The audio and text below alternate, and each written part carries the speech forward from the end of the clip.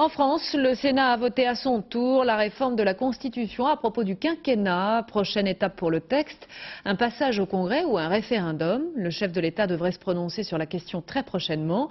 Un référendum que souhaitent les sénateurs de droite, même si certains sont opposés à la réforme. Catherine Demangeat, Éric Janet.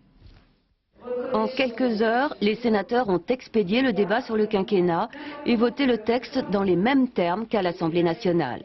Sans grand enthousiasme dans les rangs de la droite majoritaire au Sénat, une trentaine d'élus hostiles à la réduction du mandat présidentiel ont voté contre et le président du groupe RPR n'a pas pris part au vote. Reste maintenant à ratifier cette réforme constitutionnelle. Pour la droite, il ne fait plus de doute que Jacques Chirac choisira le référendum. Il faut responsabiliser le citoyen. Et pour le responsabiliser, il faut le consulter. Et il faut clairement lui demander son avis. Et ensuite, faire en sorte que le peuple souverain indique si oui ou non il est pour le raccourcissement du mandat. Nous ne devons jamais redouter d'aller au-devant des Français pour leur demander l'opinion lorsqu'il s'agit de la Constitution et de règles fondamentales. Les socialistes, eux, n'ont pas caché leur préférence pour le Congrès, plus simple et plus rapide à leurs yeux.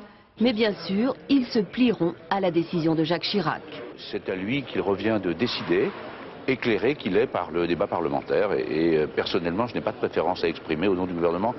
Mais je l'ai déjà dit, le gouvernement ne lui posera aucun problème. Et bien évidemment, nous ferons tout pour que cette réforme soit adoptée dans les meilleures conditions.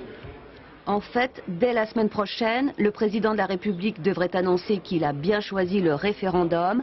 Un référendum qui pourrait avoir lieu au début du mois d'octobre.